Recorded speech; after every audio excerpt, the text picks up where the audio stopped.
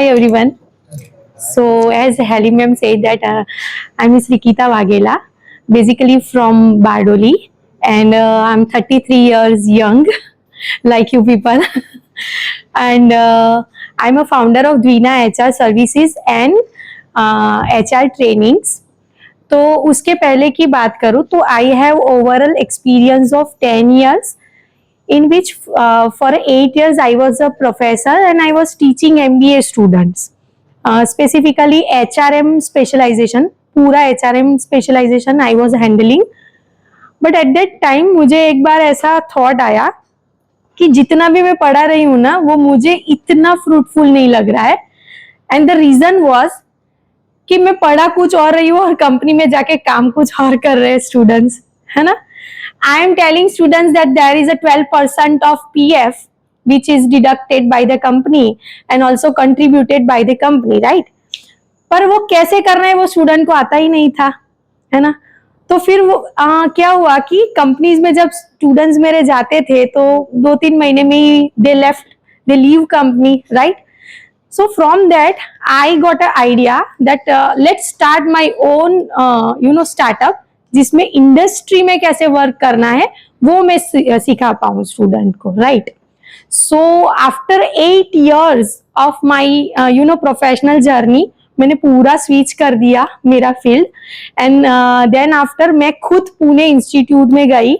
मैंने खुद पूरा डीपली इंडस्ट्री में कैसे वर्क होता है in the field of HR वो खुद मैंने लर्न किया. And then I started my Dwina HR services. तो द्वीना के पीछे का ये पूरा एक मोटिवेशन था. And today I am here as a POSH trainer. तो उसमें भी एक इंस्पिरेशन था कि पॉश जो एक्ट है that is a compulsory mandatory legal requirement for the every company, है ना. तो जैसे कि मैंने बोला कि I am from HR background, right. तो ये भी कहीं ना कहीं ह्यूमन रिसोर्स से ही रिलेटेड है. तो या I also took a training in that and now right now I am in front of you to have a session for awareness, है ना. तो in this session what we are going to do, मैं आपको सिर्फ awareness देने वाली हूँ ये सेशन में कि what is POSH 2013 act and posh 2013 act actual में है क्या. बहुत सारा मिसकंसेप्शन है क्योंकि रील्स में हम देखते रहते हैं ना, इंस्टा पे जहां पे भी स्क्रॉल करे तो कहीं कहीं बार है ना बहुत ज्यादा मिसकंसेप्शन हो जाता है ये पर्टिकुलर लॉ का. तो एग्जैक्टली ये लॉ क्या है एंड इसमें क्या बेनिफिट्स मिलते हैं, कौन सी चीजें पनिशेबल है, that we are going to discuss.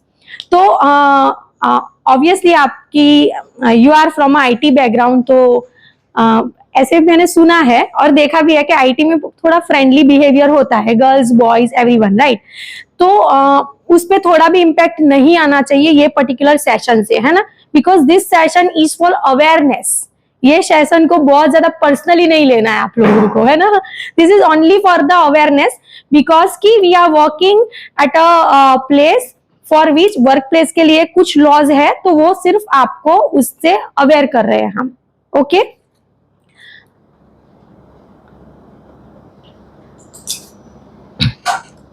सो सबसे पहले मैंने ये रखा है, यू प्लीज रीड दैट कि posh is not anti man. पहले तो मैन को समझना है कि it is not anti man, है ना. क्योंकि आपने किसी ने भी पॉश के लिए कुछ भी मतलब आपको पता है. If anyone knows then please share with me your knowledge regarding POSH. किसी को भी कुछ भी पता हो व्हाट इज पॉश. पॉश एक ऐसा एक्ट है that is prevention, prohibition and redressal. एक वुमन को सेक्सुअल हैरेसमेंट वर्क प्लेस पे ना हो उसके लिए ये एक्ट बनाया गया है ना. बट द थिंग इज कि जब हम लॉ की बात करेंगे ना तो आपको ऐसे लगेगा कि ये तो सारे लॉज वुमेन्स के लिए है तो व्हाट अबाउट अस, राइट. तो इसीलिए बता रही हूं कि posh is not anti man. पहले तो posh is not anti friendship also. Posh ऐसा नहीं बोल रहा है कि आप फीमेल्स और मेल्स फ्रेंडशिप मत रखो, है ना. It is not anti friendship also. It is not anti conversation. ऐसा भी नहीं है कि बात मत करो गर्ल्स एंड बॉयज, राइट. ये सिर्फ क्या है, posh is anti harassment. Posh anti harassment है कि भाई कोई हैरेसमेंट फील कर रहा है तो उसको पॉश प्रोटेक्ट करता है ना। तो ये सारे misconception I hope you all understand कि you can continue your friendly environment, your friendly whatever your routine, उसमें पॉश का मतलब कुछ भी इतना ज्यादा माइंड पे नहीं लेना है, सिर्फ अवेयर रहना है। ऐसा बोलते हैं ना कि चीजों से अवेयरनेस होनी चाहिए हमको। So this is for that, है ना। ओके, सो सिंपल सा बैकग्राउंड देती हूँ थ्योरी पार्ट कि ये जो है sexual harassment of woman at workplace prevention prohibition and redressal act 2013 वो कहाँ पे लागू होता है? At every place where more than 10 employees, कहीं पे भी मोर देन 10 एम्प्लॉइज वर्क कर रहे हैं तो वहां पे ये पॉश एक्ट जो है वो लागू होगा। So obviously in your organization it is like कि लागू होगा बिकॉज की 10+ एम्प्लॉइज है आप लोग, है ना। The law was enacted following the guidelines issued by Supreme Court of India, ensures that every workplace is dignified and respectful.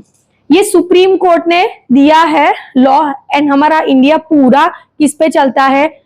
Indian constitution is a supreme and supreme court पे ही चलता है ना। Our overall country is governed by that particular rules. तो उन्होंने ये particular दिया है कि फीमेल्स जो है वो डिग्निफाइड एंड रिस्पेक्टफुली वर्क कर सके, उसके लिए ये लॉ है। दूसरी एक चीज कह देती हूं कि आपको लगेगा कि ये सब फीमेल्स के लिए ही है ना, तो मेल्स के लिए भी बहुत सारा है। ऐसा नहीं है कि सिर्फ फीमेल्स के लिए है, but POSH is for females. अब आपको लगेगा कि why we are sitting here if it is for womens, we are wasting our time. So no my dear, you are not wasting your time, because कि females को जब problem होगी तो वो मेल के साइड से होगी तो ही वो पॉश के अंदर आएगा, है ना। तो मेल्स को भी तो पता होना चाहिए कि क्या नहीं करना है ना। One should know what we have to do and what we should not, right. तो उसके लिए मेंस को भी बिठाया है यहाँ पे, राइट।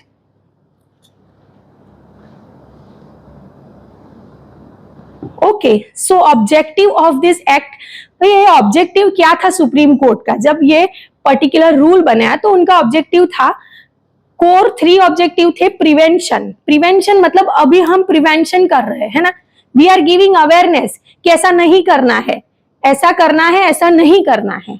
सो सुप्रीम कोर्ट ने जब ये इशू किया, अप्रूव किया जब, तो उनका ऑब्जेक्टिव ही वही था कि भाई रिड्रेसल पे पहुंचे ही क्यों चीजें, हम अवेयरनेस देंगे कि ऐसा नहीं करना, ऐसा करना है ताकि प्रिवेंट हो जाए, है ना। ऐसा कुछ हो ही ना, जब अपने को अवेयरनेस होगी तो ऐसा ऑब्वियसली नहीं होगा। We will avoid the things which is not acceptable by law, right. तो प्रिवेंशन, प्रोहिबिशन कि भाई इतनी इतनी चीजें प्रोहिबिटेड है, राइट।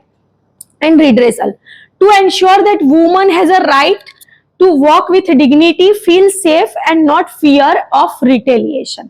आगे आपको आएगा कि रिटेलिएशन का भी बहुत फियर होता है जब ऑथोरिटीज पावर क्या होता है, इम्बैलेंस होता है ना। तो we will see further. POSH is not about restricting normal communication, पहले भी मैं बोल रही हूं कि नॉर्मल कम्युनिकेशन रेस्ट्रिक्ट करना पॉश का इरादा नहीं है ना। It's about preventing unwelcome conduct. अभी उस पर हम आएंगे।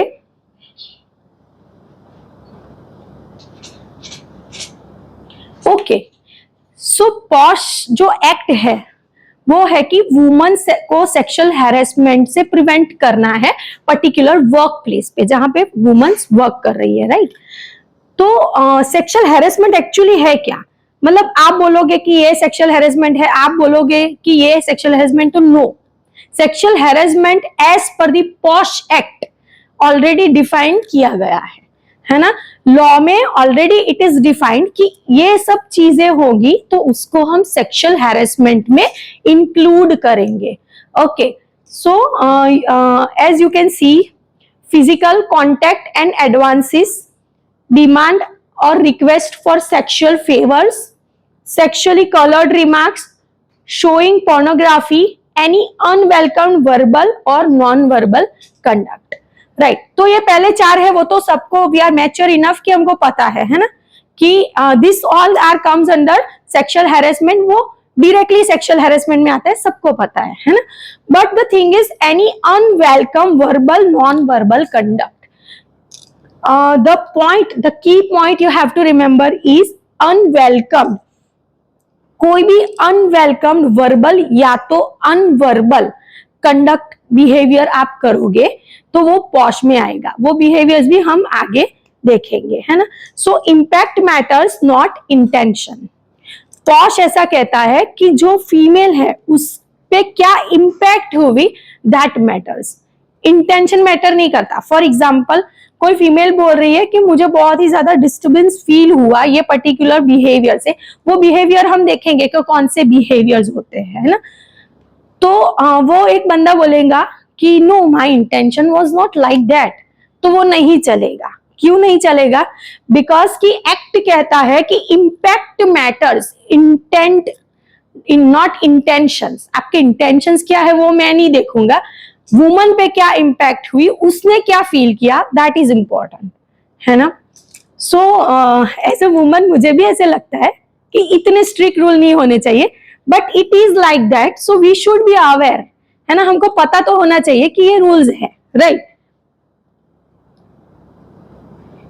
Okay, so types of sexual harassment.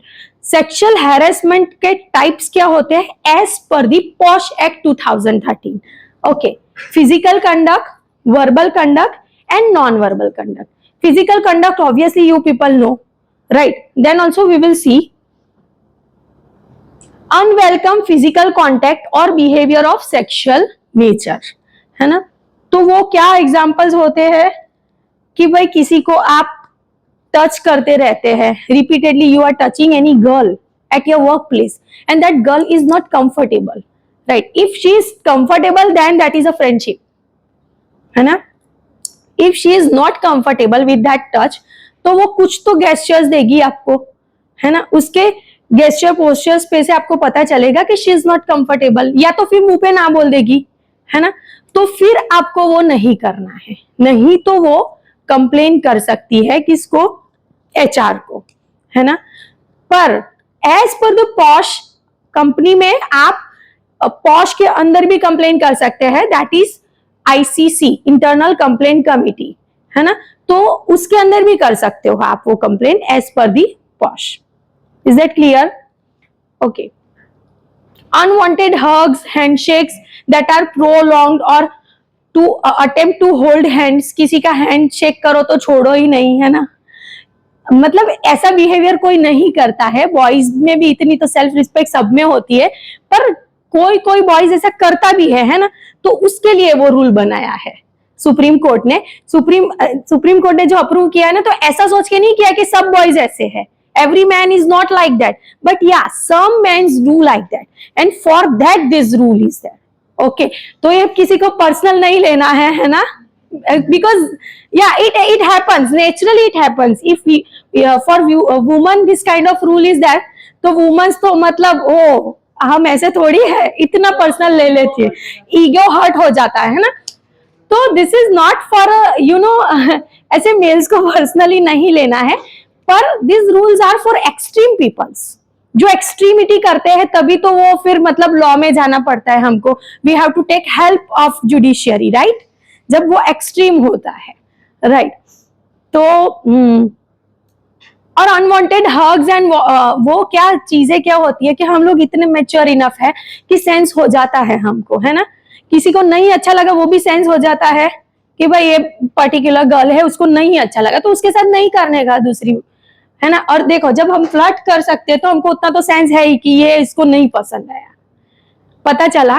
तो for that particular girl you close your doors, I can say that, right. Okay. Standing unnecessarily close during discussion और मीटिंग्स हो या मतलब खड़े हो कहीं पे तो बहुत ज्यादा अननेसेसरी क्लोज है ना. If female is happy, if she is giving smile, she is very comfortable, then there is no problem, है ना. वो कंफर्टेबल है, उसका कंसेंट है, तो वो पॉश के अंदर नहीं है. बिकॉज मैंने क्या बोला कि posh is not anti friendship, posh is only for anti harassment. जिसको हैरेसमेंट हो रहा है वो कंप्लेन कर सकता है पॉश में, है ना। ओके, ब्लॉकिंग समवन्स पाथ और cornering them in a work space, putting N arm around a colleague during office events without consent. Office event है तो बहुत ज्यादा फ्री हो जाते हैं ना लोग, फिर ड्रिंक्स विंक्स करके मतलब ऐसे ही चलो ऐसे कुछ भी मतलब, तो वो कर सकते हैं आप, nothing wrong in that, nothing wrong in that, बराबर। पर इफ वो बंदी कंफर्टेबल नहीं है then you will be in a trouble, right. वो कंफर्टेबल नहीं है तो वो आपको एक बार तो बोलेगी, है ना। बोले बिना तो वो कंप्लेन कर नहीं सकती, क्योंकि उसको वार्न तो करना पड़ेगा ना। शी हैव टू से कि ये मुझे कंफर्टेबल नहीं है ना। पॉश में भी कंप्लेन करे तो पॉश वाले भी पूछते हैं कि भाई कितनी बार हुआ ऐसा, है ना। एक बार में ही कंप्लेन करने चली जाएगी वो, तो कंप्लेन तो उसकी ले लेंगे, फिर सामने सामने सॉरी करवा देंगे, है ना। वो केस फिर ऊपर जाएगा ही नहीं, क्योंकि इतने सारे केस पेंडिंग है, किसी के पास टाइम नहीं है, राइट। तो बॉयज को भी ऐसे टेंशन नहीं लेना है कि भाई मुझे थोड़ी ना पता था कि ऐसा है ना। फिर वो बंदी बोल रही है कि I am not comfortable, then आपको एकदम कॉन्शियस हो जाना है, एकदम मतलब कि अभी इसके साथ no dealing with this particular girl, right.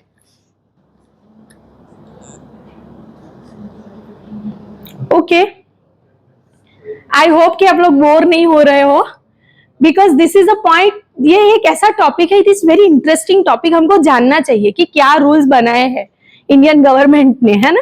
So okay, कई बार मुझे खुद को भी as a trainer, as an external committee member ऐसा लगता है कि girls take advantage of this, मैंने देखा है ऐसे। पर क्या कर सकते हैं, रूल्स, है ना। तो पर वो इतना एडवांटेज नहीं दे पाती, क्योंकि क्या कि फिल्टर होते इंक्वायरी में वो निकल ही आता है कि दैट गर्ल इज लाइंग, वो चीजें निकल ही आती है। तो ऐसे मतलब डिसएडवांटेज नहीं ले सकती गर्ल्स, है ना। जितना इजी दिख रहा है ना उतना इजी एडवांटेज नहीं ले सकती, वो फिल्टर आउट हो ही जाता है, बाहर निकल ही जाता है। क्योंकि इंक्वायरी जब होती है तो क्या होता है कि 3 मंथ्स की इंक्वायरी चलती है, तो 3 months is 90 days. So 90 days में वो जो बंदे पे कंप्लेन किया उसको भी 100% राइट्स है खुद को साबित करने का, है ना। Okay, verbal conduct, unwelcome spoken or written comments of a sexual nature. Sexual nature की आप क्या करोगे कि कोई भी कमेंट कर दोगे, है ना, मीटिंग में बैठे हो, वर्क प्लेस पे बैठे हो, नहीं तो फिर क्या करोगे, रिटर्न में दोगे।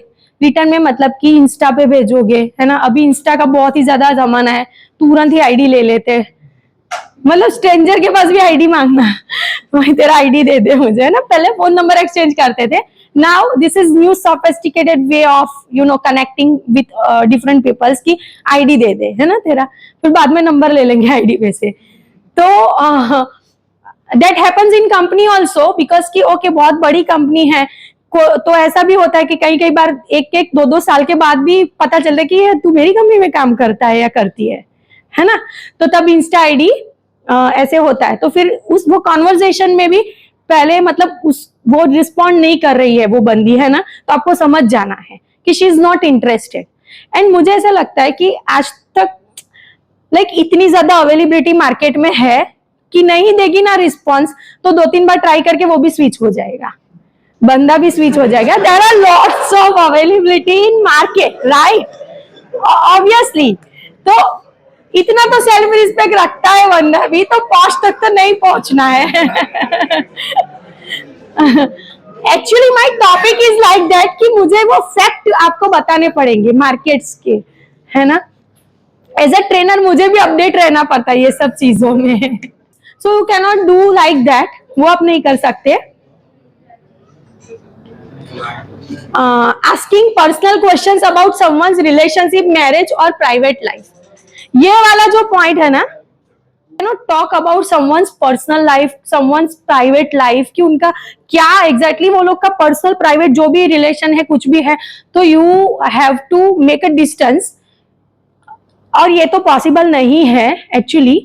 ये कैसी बात हो गई पता है कि सुप्रीम कोर्ट ने बोला कि आधा हिस्सा लड़की को दो और आधा हिस्सा लड़के को दो प्रॉपर्टी का, तो हम ऐसा नहीं करने वाले, सुप्रीम कोर्ट को फॉलो करने वाले हम, ऑब्वियसली नॉट। वो बॉयज को देंगे पेरेंट्स, मोस्टली गुजरात की mentality, right.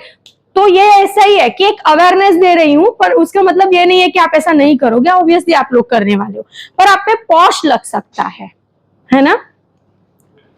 Okay, sending voice notes with inappropriate comments, है ना, वॉइस नोट्स आप भेजोगे और इनएप्रोप्रिएट कमेंट्स होगा तो that will be comes under posh. Does a joke remain a joke if it makes someone uncomfortable? किसी को अनकंफर्टेबल फील कराओगे, वो जोक जो सेक्सुअल नेचर का होगा तो that will be come under posh. Okay, the last category of sexual harassment is non verbal conduct, है ना। तो अनवेलकम एक्शंस, जेस्चर्स और visual behaviour without physical contact. किसी को आप फिजिकल कांटेक्ट नहीं करोगे, टच नहीं करोगे, तो भी वो सेक्सुअल हैरेसमेंट में आएगा। कैसे कि staring at a colleague in an inappropriate manner, किसी को ऐसे मतलब आप इनएप्रोप्रिएट मैनर में स्टेयर कर रहे हो, है ना, जो सामने वाली लड़की को इतना स्टेयर कर रहे हो कि सामने वाली स्ट्रेस लेने लगे, एकदम स्ट्रेस हो जाए, तो that will come under what, sexual harassment. फिर आप ऐसा नहीं बोल सकते मैंने तो बंदी को टच भी नहीं किया, उसने मेरे को सेक्सुअल हैरेसमेंट का केस किया, because it is a part of sexual harassment as per the POSH act. पता चला।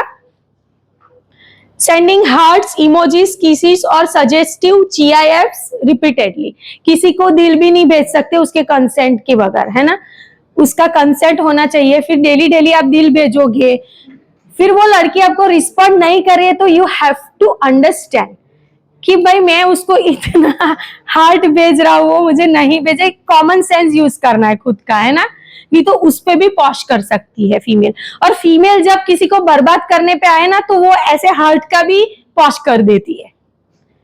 तो this is the nature of females. में फीमेल्स को डिवैल्यूएट नहीं कर रही हूँ, पर females are so rigid, so you know delicate कि उनको कुछ चीजें हार्ट पे एकदम लग गई ना कि मेरे साथ ऐसा किया ही क्यों, तो वो फिर पॉश कर देती है आप पे। तो you have to take care of that, है ना। एज अ फीमेल मैं खुद भी ऐसी सेंसिटिव हूँ, because that is the characteristics of female. Sensitivity उनके खून में होती है कि वो एक सेंसिटिव ही होती है ना। हाँ, पर कहीं कहीं बार वो डिसएडवांटेज भी होता है। कहीं कंपनी में ऐसे डिसएडवांटेजेस भी फीमेल्स ने लिए हैं to harm the reputation of higher authority, कि हायर अथॉरिटी ने मुझे ऐसा कहा वैसा कहा। फिर क्या होता है, सेटलमेंट स्टेज आता है, फिर हायर अथॉरिटी जो होती है वो डर के थोड़े पैसे दे देती है उसको। हाँ, एग्जैक्टली। पर क्या होता है कि पहले ही स्टेज पे वो ऐसे इतनी फ्री होती है, फिर अचानक से उसको पूरा खुद का मतलब वो याद आ जाता है कि नहीं, I am not like that. तो that is a mistake of girl. If you are not like that तो तू इनिशियली ऐसी नहीं करती, है ना। फिर खुद का एक्सप्लेनेशन देते हैं गर्ल्स कि I am not like that kind of girl and all. तो वो तुझे पहले पता होना चाहिए था। ऐसा इंक्वायरी में फिर उसको भी इतने आंसर्स देने पड़ते हैं। ऐसा नहीं है कि पॉश लगाया तो फिर वो मैन पे पूरा मैन डिस्ट्रॉय ही कर देगी, है ना। She is also answerable. If case करना है तो इतना इजी भी नहीं है।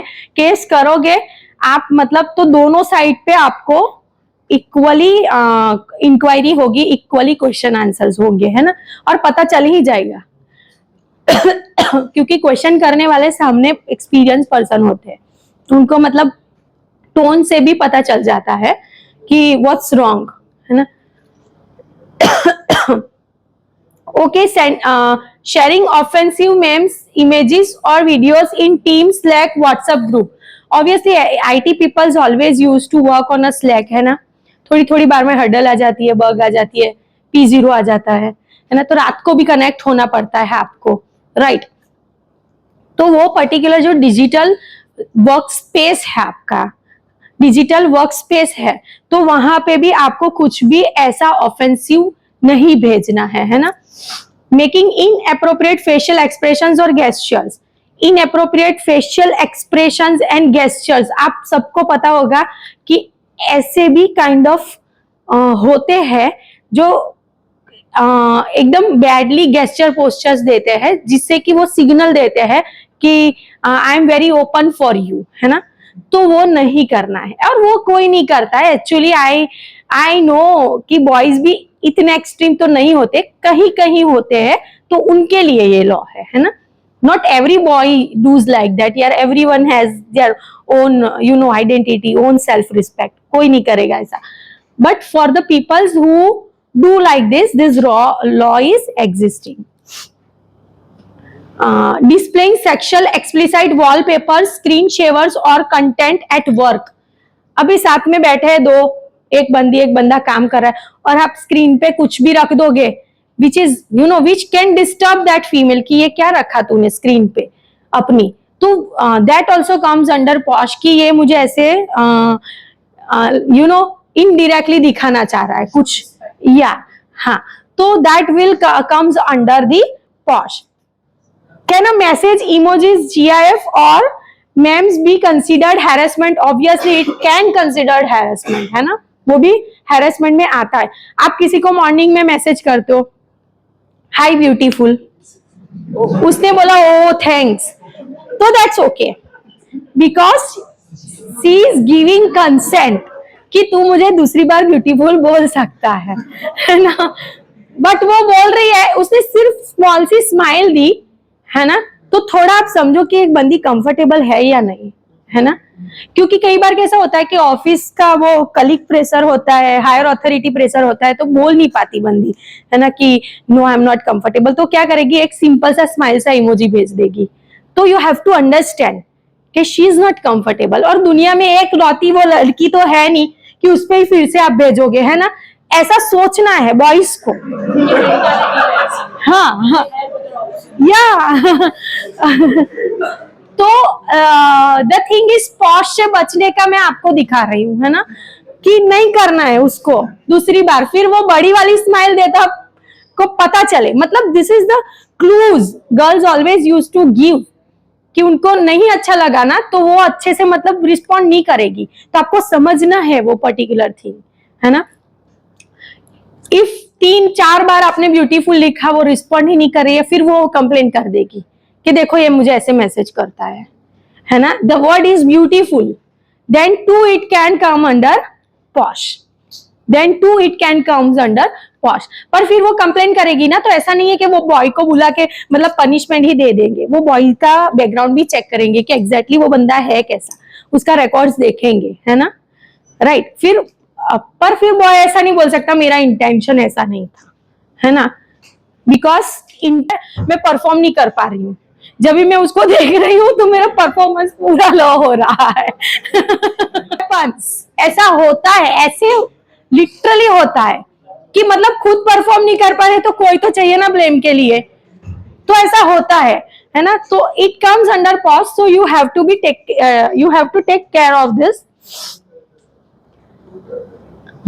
Okay, so there 3 types of sexual harassment behaviour पूरा मैंने आपको बता दिया है ना. Hope you all understand that, right. Now the next is quid pro quo. तो ये क्या है, दिस फॉर दैट. तो ये पर्टिकुलरली अब्यूज ऑफ ऑथोरिटी होती है कि भाई आपका जो भी सुपीरियर है वो आपको बोलेगा कि if you cooperate I will confirm your contract. For example ये बोलेगा meet me privately I will recommend you for promotion, है ना. तो एक एक्सट्रीम लेवल पे होता है, वो ऊपर के लेवल पे होता है, नीचे के लेवल पे इतना नहीं है. वो होता है कई कंपनीज में होता है ना. तो we will not go for personally कोई भी कंपनी का example I am not going to take. एक ही एग्जांपल दूंगी, कुछ उसमें तो कन्वर्सेशन का मामला था TCS का, जो पेपर में भी आ चुका है ना. वैसे तो इतना कॉन्फिडेंशियल रहता है, ये तो मामला था पेपर में आ गया, नहीं तो बहुत सारे जो है ऐसी क्वेरीज वो इंटरनली ही उसको वो सबसाइड किया जाता है, क्योंकि it's all about reputation of organization, है ना. 2 पर्सन को प्रॉब्लम हो उसकी वजह से पूरी ऑर्गेनाइजेशन का तो हम एग्जांपल नहीं दे सकते, right. So your increment depends on how friendly you are. ऐसा कहने वाला भी कोई मिले आपको तो that is you can complain under the POSH कि ये मुझे फ्रेंडली रहने को बोल रहा है for my increment. So my increment is not based on my performance but on a friendly basis, right? So that can comes under posh. And ये तो ऐसे पढ़ने से भी उनको भी गलत तो लगता है ना, कि ऐसा नहीं होना चाहिए, right? So that is wrong. We can sense this is wrong, right? So this is called the abuse of authority. तो सेक्सुअल हैरेसमेंट में 3 टाइप्स थे, then after this is one different type which is under the POSH, and इसके बाद दूसरा एक type है hostile work environment. इसको इतना ज्यादा आपको सीरियस ही नहीं लेना है ना, don't take it seriously. Why I am telling, क्योंकि ये तो सब वर्क प्लेस पे होता रहता है ना। इसके बिना तो फिर वर्क प्लेस ही नहीं लगेगी, फिर मजा भी नहीं आएगा काम करने में हमको, है ना। तो the hostile work environment occurs when unwelcome behavior creates an intimidating, offensive, humiliating, uncomfortable atmosphere that affects an employee's ability to work effectively. For example, आप सब मीटिंग कर रहे हैं, है ना। अब किसी ने ओके फॉर 10 पीपल्स एक मीटिंग अरेंज की प्रोजेक्ट की, और उसमें कोई लेडी लीड कर रही है, तो कोई बंदा ऐसे कमेंट कर रहा है कि पता है तुझे कैसे ये लीड रोल मिला है ना, तुम मतलब बॉस के साथ बहुत ज्यादा फ्रेंडली होती है ना, इसीलिए तेरे को ये रोल मिला, ऐसा मुंह पे बोल दिया किसी ने, है ना। तो दैट कम्स अंडर पॉश, है ना। तो उसको क्या बोलेंगे, क्या कैटेगरी बोलेंगे, हॉस्टाइल वर्क एनवायरनमेंट कैटेगरी में हम डालेंगे। तो उसको भी सेक्सुअल हैरेसमेंट आज बोलेंगे, है ना, कि सेक्सुअल हैरेसमेंट हुआ है वर्क प्लेस पे under the hostile work environment category, right. कि तो इंपॉर्टेंट थिंग क्या है इसमें, कि आपको किसी को थ्रेटनिंग फील नहीं करवाना है ना, ह्यूमिलिएट फील नहीं करवाना है वो पर्टिकुलर फीमेल को ऐसे बोल के, नहीं तो वो कंप्लेंट करेगी कि मुझे हैरेसमेंट हो रहा है and I want to file a case under the POSH for the hostile work environment. Okay, अब हॉस्टाइल वर्क एनवायरनमेंट में ऐसे भी केस फाइल कर सकते कि इतने सारे लोग हम बैठे हैं ना, राइट। कहीं कहीं कोई कमेंट कर रहा होगा, तो कोई फीमेल बोलेगी कि इसने ये कमेंट किया ना, तो वो मुझे इतना ब्रेन पे अफेक्ट किया ना कि I am not able to work now. तो वो फाइल करेगी कि मैं डिप्रेशन में चली गई, है ना। पर उसका इंक्वायरी होगा तब उसका कुछ नहीं होने वाला, पता चला, पर वो कर सकती है। This is the rights given by the law to females at a work place पे इतने राइट्स फीमेल्स को दिए गए हैं, है ना। For males there are lots of laws, पर वो पॉश में कवर नहीं होता, है ना। तो दैट डजंट मीन कि आपके लिए लॉ नहीं है, आप लोगों के लिए भी बहुत सारे लॉ है टू प्रोटेक्ट योरसेल्फ, है ना। जब हम बोलते हैं कि woman equals to man, right, तो फिर मेंस को भी तो चाहिए ना protection from the womens, right. तो उनके लिए भी बहुत सारे लॉज ऑलरेडी है, but that is not under the POSH. Okay,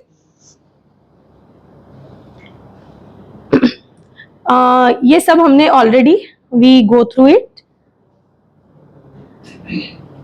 हाँ, work place, hostile work place में क्या आएगा कि टीम एंड प्रोजेक्ट्स एनवायरनमेंट में से किसी को एक्सक्लूड कर देना, एक्सक्लूड समवन फ्रॉम मीटिंग और डिस्कशन बिकॉज ऑफ जेंडर। तो ऐसा तो पॉसिबल ही नहीं है यार, कहीं पे ऐसा भी होना कि ओनली जेंडर बेस पे मीटिंग होगी, ओनली बॉयज की, ओनली गर्ल्स की, तो हम फिर ऐसे कहेंगे कि नहीं मेरे को तो पॉश कर देना है, मुझे इंक्लूड नहीं किया है, तो हॉस्टाइल वर्क एनवायरनमेंट में मैं पॉश कर दूंगी। सो this is practically not advisable, okay, but कर सकते हैं एज पर द लॉ कर सकते हैं complaint, but it's practically not advisable. नहीं तो फिर वर्क ही कैसे करेंगे, इतना डर गए तो कोई भी काम नहीं कर सकता, है ना। Creating an atmosphere where employee feels uncomfortable speaking up, ऐसा एनवायरनमेंट क्रिएट कर देना कि एम्प्लॉयज बोलने से पहले भी बहुत ही अनकंफर्टेबल फील करे। कौन से एम्प्लॉयज, विच एम्प्लॉयज, वुमन के लिए है ना, और उसमें भी थोड़ा सेक्सुअल नेचर आना चाहिए, है ना। Okay, office events and business travel, inappropriate behaviour during team outings, parties और ऑफ साइट्स। आप लोग टीम आउटिंग्स पे जा रहे हो, पार्टीज कर रहे हो, है ना, तो ऑफ साइट जा रहे हो, कहीं पे क्लाइंट के वहां पे जा रहे हो, काम के लिए जा रहे हो, ऑर्गेनाइजेशन के तरफ से है, so that means that everything is work place, वो पूरा वर्क प्लेस है, आपका वर्क स्पेस ही है पूरा। क्यों? क्योंकि you are going for a party which is organised by organisation, है ना। तो ऑर्गेनाइजेशन ने वो पर्टिकुलर जो भी बुक करवाया है वो आपका वर्क प्लेस ही है, क्योंकि वर्क प्लेस के वहां से आप गए हो। आप अकेले करोगे, अभी 10 ग्रुप बना के करेंगे party, and if organisation is not sponsoring that party then it is informal. But जब ऑर्गेनाइजेशन दे रही है तो it is formal. Okay.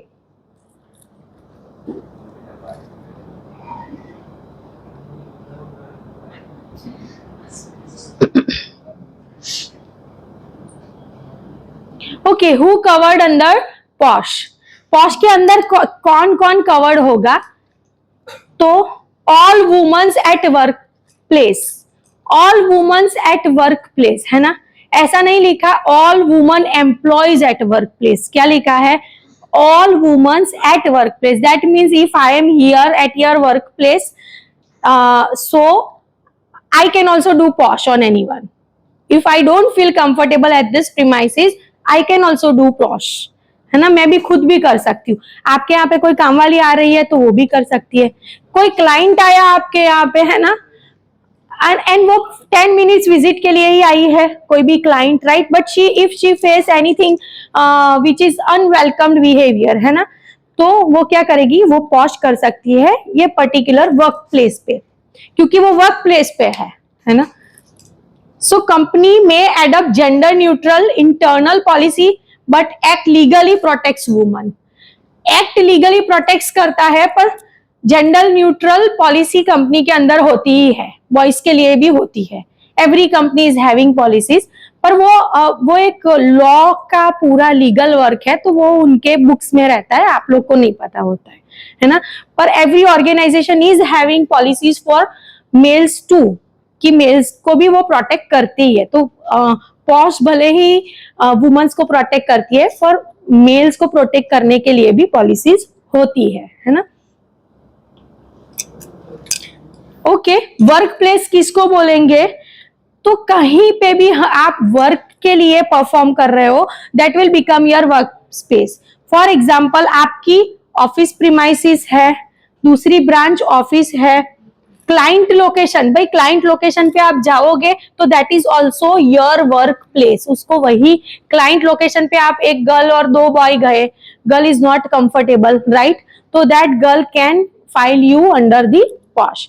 Coworking space, training centres, कहीं पे आपका ट्रेनिंग रखा है ना, तो वो ट्रेनिंग सेंटर भी वर्क प्लेस बन जाएगा for that particular hours. Okay, ये वाला कॉन्सेप्ट बहुत है रिमोट वर्क प्लेस का. आईटी में तो बहुत ही ज्यादा है ना. आईटी में तो कैसा है कि मतलब किसी की शादी है तो भी ऐसे बोलेगा कि भाई बहुत medically condition is not good, 1 month work from home चाहिए हमको, right.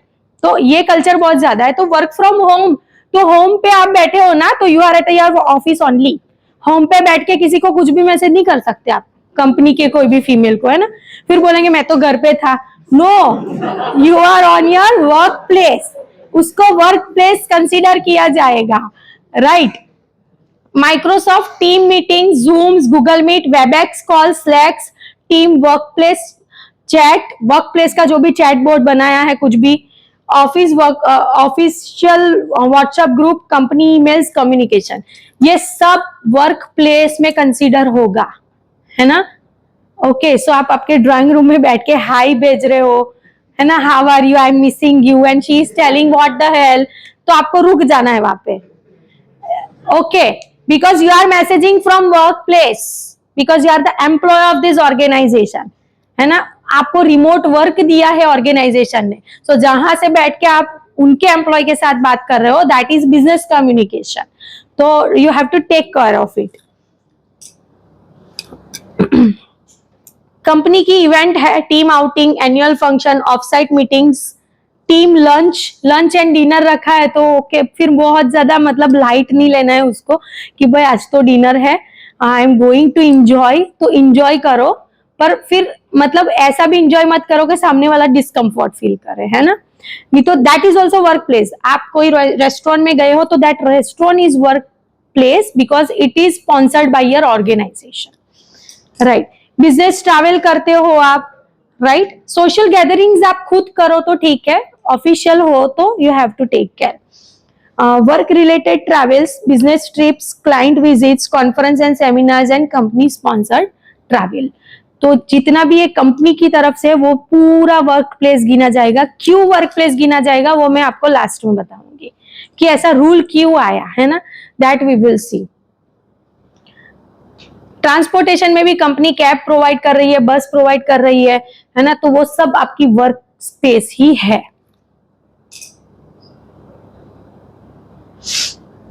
Okay, this is all for the internal committee members, so आपको नहीं देखना है ये सब तो।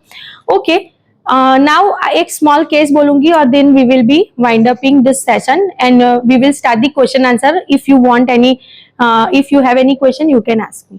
तो ये पर्टिकुलर पोस्ट आया क्यों, है ना, ये क्वेश्चन तो होगा कि इतना ज्यादा सेफ्टी वुमेन्स को दे दिया, right.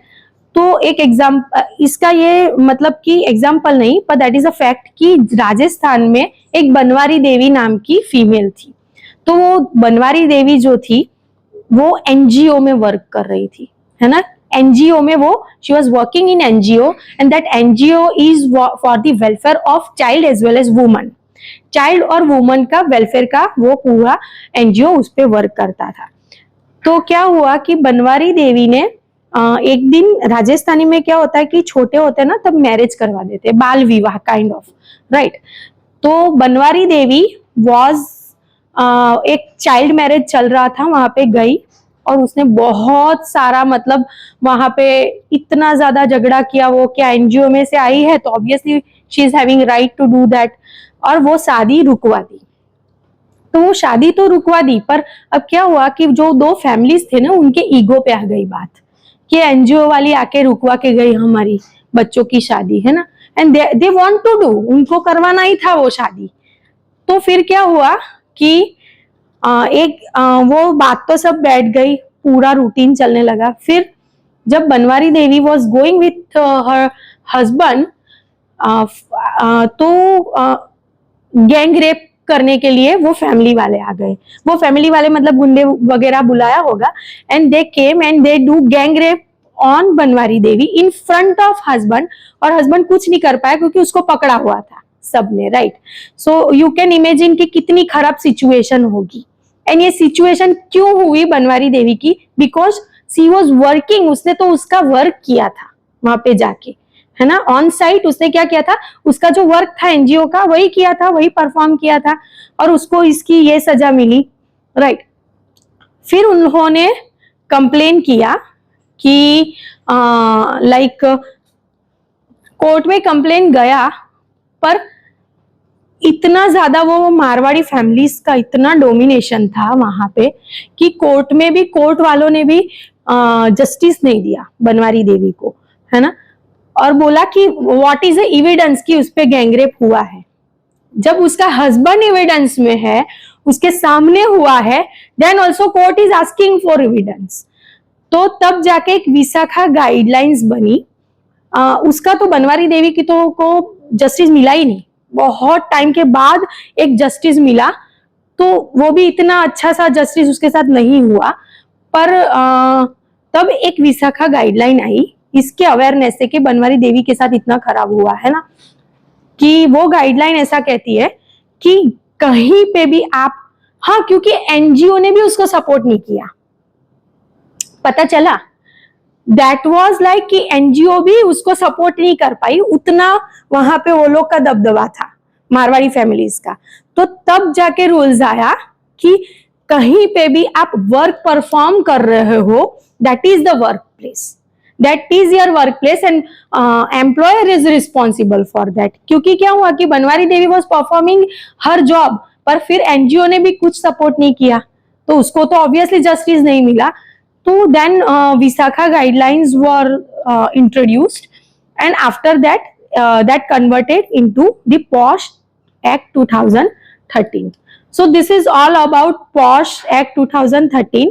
Again I am telling, it is not anti-man, it is not anti-friendship or conversations, but it is for the anti-harassment, है ना। And my personal suggestions कि girls को भी बात बात पे पॉश नहीं याद करना है, और बात बात पे ऐसे मतलब डिसएडवांटेज लेने की ट्राई नहीं करनी है, क्योंकि कहीं पे भी गलत जो है वो फिल्टर आउट हो जाएगा। क्योंकि इसकी जो पॉश की जो पूरी मतलब होती है प्रोसीजर जो होती है, तो उसमें क्या होता है कि girls can complain with in 3 months। Incident हुआ है उसके 90 days में वो कंप्लेन कर सकते हैं। फॉर एग्जाम्पल आज आपने कुछ वो लड़की को बोला, 5 दिन बोला, राइट, अब उसको 2 महीने के बाद हो रहा है कि मेरे को कंप्लेन करनी है, मैं 2 महीने से डिप्रेशन में चली गई हूँ, तो वो कंप्लेन कर सकती है। This is so wrong actually, कि जब फेस किया तभी कंप्लेन करना, 3 महीने के बाद क्यों? तो सुप्रीम कोर्ट वाले ऐसे बोलते हैं कि फीमेल्स को स्ट्रेस होता है, प्रेशर होता है जॉब का, तो वो कंप्लेन नहीं करती, फिर बाद में 2-3 महीने में उसको लाइक वो मोटिवेट होती है कि नहीं मैं करूंगी कंप्लेन, और वो कर सकती है।